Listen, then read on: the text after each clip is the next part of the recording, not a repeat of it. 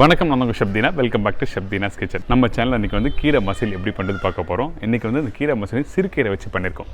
கீரை வந்து கம்பல்சரி வாரத்தில் 2 நாள் இல்லை 3 நாள் எடுத்தால் உடம்புக்கு ரொம்ப நல்லது. இதை பற்றி எல்லாருக்குமே தெரியும். பட் இருந்தாலும் இன்றைக்கி வந்து இந்த கீரை மசியல் எப்படி ஈஸியான ஸ்டைலில் நம்ம வீட்டில் பண்ணுறது. நிறைய பேர் கீரை மசியல் பண்ணும்போது என்ன பண்ணுவோம்னா, வெங்காயம் போடலாமா இல்லை தக்காளி போடாமா, தக்காளி அதிகமாக போட்டுருவாங்களா அப்படின்லாம் சொல்லி நிறைய டவுட்ஸ்லாம் இருக்குது. ஸோ இதெல்லாம் வந்து கிளியராக வந்து நம்ம செய்முறையில் கொடுத்துருக்கோம். இப்போ இந்த ப்ரிப்பரேஷன் தேவையான பொருட்கள் பார்த்தலாமா. கீரை மசியல் தேவையான பொருட்கள்: சிறுகீரை 1 கட்டு, மீடியம் சைஸ் வெங்காயம் 1, மீடியம் சைஸ் தக்காளி 1, கருவேப்பிலை சிறிதளவு, கொத்தமல்லி தேவையான அளவு, பச்சை மிளகாய் 1, பூண்டு 5 பல்லு, புளி ஒரு லெமன் சைஸில் பாதி, மஞ்சத்தூள் சிறிதளவு, காஞ்ச மிளகாய் 5 நம்பர், உப்பு தேவையான அளவு, பெருங்காயம் 1/4 டீஸ்பூன், சீரகம் 1/2 டீஸ்பூன், கடுகு 1/4 டீஸ்பூன், எண்ணெய் தேவையான அளவு. இதாங்க இந்த ப்ரிப்பரேஷன் தேவையான பொருட்கள். இப்போ ஒரு மண்சட்டி எடுத்துக்கோங்க. மண்சட்டியில் கொஞ்சமாக தண்ணி ஆட் பண்ணி நம்மக்கிட்ட இருக்க வெங்காயம், தக்காளி, பூண்டு, சீரகம், பச்சை மிளகாய் இதெல்லாம் ஒன்றா போட்டு ஃபஸ்ட்டு கொஞ்சம் பாயில் பண்ணுறோம். அதுக்கு பிறகு சிறுகீரை இருக்குது பார்த்திங்களா, இந்த சிறுகீரையை நல்லா வாஷ் பண்ணிவிட்டு அதுக்கப்புறம் இதில் ஆட் பண்ணுறோம்.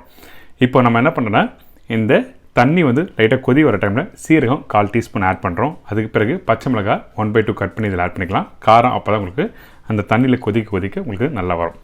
அதுக்கு பிறகு கருவேப்பிலை, பூண்டு, புளி ஒரு லெமன் சைஸில் பாதி அளவுக்கு நான் சொல்லியிருக்கேன்ல, அந்த புளி இதில் ஆட் பண்ணுங்கள். அதுக்கப்புறம் வெங்காயம் பொடிசாக கட் பண்ணிட்டு இதில் ஆட் பண்ணியிருக்கேன். தக்காளி இதெல்லாம் போட்ட பிறகு மஞ்சத்தூள் கொஞ்சம் ஆட் பண்ணணும். எதுக்காக இந்த வெங்காயம், தக்காளி, பச்சை மிளகாய், பூண்டு எல்லாமே வந்து இந்த தண்ணியில் போட்டிருக்கீங்கன்னா உங்களுக்கு வந்து அப்போ தான் அந்த பச்சை மிளகாய், அந்த பூண்டு, வெங்காயம்லாம் நல்லா பாயில் ஆகி வெந்து வரும். நீங்கள் கீரை போடுற டைமில் வந்து அந்த பச்சை மிளகாய், அந்த பூண்டு, வெங்காயம் போடக்கூடாது, சரிங்களா. அந்த கீரை ரொம்ப நாள் கொதிக்க விட்டால் கலர் மாறிடும். அதனால தான் உங்களுக்கு வந்து கீரை போடாமல் ஃபஸ்ட்டே வந்து இந்த வெங்காயம், தக்காளிலாம் போட்டு நல்லா கொதி விட்டுருக்கேன். அதுக்கப்புறம் பெருங்காயம், உப்பு எல்லாத்தையும் போட்டு நல்லா கொதிக்க விடுங்க. வீட்டில் நல்லா ஒரு 3 வாட்டி நல்லா கொதிச்சு வர டைமில் அந்த பூண்டு வந்து ஒரு ½ டன் ஆகிருக்கும். அந்த டைமில் நம்ம வாஷ் பண்ணி வச்சுருக்க இந்த சிறுகீரையை இதில் ஆட் பண்ணுறோம். இந்த சிறுகீரை வந்து நீங்கள் குக் பண்ணுற விதம் எப்படி கேட்டிங்கன்னா, நீங்கள் ஜஸ்ட் லைட்டாக அப்படி மிக்ஸ் பண்ணிவிட்டு அதுக்கப்புறம் ஒரு மூடி போட்டு ஒரு 2 பாயில் வந்த பிறகு அடுப்பை விட்டு ஆஃப் பண்ண வேண்டியதான். அதிகமாக குக் பண்ண வேண்டாம். அதிகமாக குக் பண்ணால் அந்த சிறுகீரையோட கலர் மாறிடும். அதனால தான் தெளிவாக சொல்கிறேன். இப்போ ஒரு மூடி போட்டிருக்கேன். இப்போ பார்த்தீங்களா, ரெடி ஆகிடுச்சு. ஜஸ்ட் ஒரு 2 பாயில் இல்லை 3 பாயில் விட்டால் போதும், அதுக்கு மேலே வேண்டாம். அதே டைமில் அதுக்கு முன்னாடி கீரை போடுறதுக்கு முன்னாடி வெங்காயம், தக்காளியும் நல்லா ஒரு 3 வாட்டி 4 வாட்டி நல்லா கொதிக்க விட்டுருக்கணும். அப்போ தான் அந்த வெங்காயம், பூண்டு, பச்சை மிளகாய் ரெடி ஆகிடும். இப்போ ரெடி ஆகிடுச்சு. இப்போ இந்த கீரை வந்து கொஞ்சம் லைட்டாக தண்ணி மட்டும் தனியாக எடுத்துட்டு அந்த கீரை மட்டும் இருக்குது பார்த்தீங்களா, அந்த கீரையை மட்டும் தனியாக எடுத்து நம்ம ஒரு மண்சட்டியில் போட்டு நல்லா கடைஞ்சிடலாம். எதுக்காக இந்த தண்ணியாக எடுக்கிறதுனா, உங்களுக்கு வந்து தண்ணியோடு இருந்தால் உங்களுக்கு வந்து நல்லா ஸ்மாஷ் பண்ணுறது கஷ்டமாக இருக்கும். அதாவது இந்த மண்சட்டியில் இந்த மத்து போட்டு கடையிறது கஷ்டமாக இருக்கும். அதனால தண்ணி தனியாக வச்சுட்டு வெறும் கீரையை மட்டும் வச்சு இந்த மாதிரி நல்லா கடைஞ்சிரும். அதாவது நல்லா ஸ்மாஷ் பண்ணுறோம். நீங்கள் வீட்டில் இந்த மண்சட்டி அப்புறம் இந்த மத்து இல்லைன்னா மிக்சியில் பண்ணலாமா கேட்டால் பண்ணலாம். ஆனால் கீரை வந்து மண்சட்டியில் கடைஞ்சால் அது ஒரு டேஸ்ட் சூப்பராக இருக்கும்.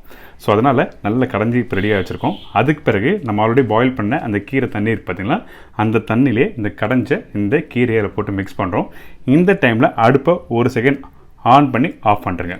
இப்போது நல்லா கடைஞ்சாச்சு, நல்லா மிக்ஸ் பண்ணி எடுத்து வச்சுருக்கோம். இதுக்கப்புறம் இன்னொரு பேனில் வந்து 2 டேபிள் ஸ்பூன் எண்ணெய், அதுக்கப்புறம் கடுகு, சீரகம். இந்த கடுகும் சீரகம் தாளிக்கிறது வந்து ரொம்ப இம்பார்ட்டன்ட். கடுகு போட்ட உடனே நல்லா டப்புன்னு பொரிஞ்சு வரணும். அதுக்கு பிறகு சீரகம் போடுங்க. அதுக்கப்புறம் இந்த காஞ்ச மிளகாய் பார்த்தீங்களா, இந்த காஞ்ச மிளகாய் நல்லா உடச்சி வச்சுருக்கேன்.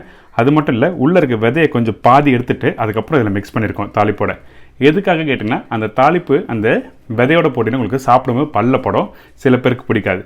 ஸோ அதனால் இந்த காஞ்ச மிளகாவும் அதேமாதிரி நல்லா கோல்டன் ப்ரௌன் வந்த பிறகு இந்த கீரையில் போட்டு மிக்ஸ் பண்ணணும்.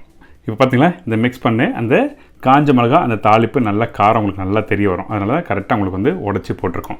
அதுக்கு பிறகு இந்த கீரை வந்து பார்த்தீங்களா, இந்த மத்து போட்டு அந்த காஞ்ச மிளகா 1 செகண்ட் அப்படி ஜஸ்ட் லைட்டாக மிக்ஸ் பண்ணிட்டு எடுத்து சர்வ் பண்ணால் ரெடி. ஒரு முக்கியமான விஷயம், நீங்கள் வீட்டில் கீரை பண்ணும்போது வந்து கீரை ப்ரிப்பரேஷன் முடித்த உடனே தட்டு போடக்கூடாது. தட்டு போட்டிங்கன்னா உங்களுக்கு வந்து அந்த ஸ்டீம் ஆகும். அதே டைமில் உங்களுக்கு கலர் மாறிடும். அதனால தான் எந்த ஒரு கீரை ப்ரிப்பரேஷன் பண்ணும்போது வீட்டில் தட்டு போடாமல் அப்படியே எடுத்து சர்வ் பண்ணுங்கள். இன்றைக்கி ஒரு சூப்பரான சொல்லி கொடுத்துருக்கேன், சிறுகீரை மசியல் எப்படி பண்ணுறது.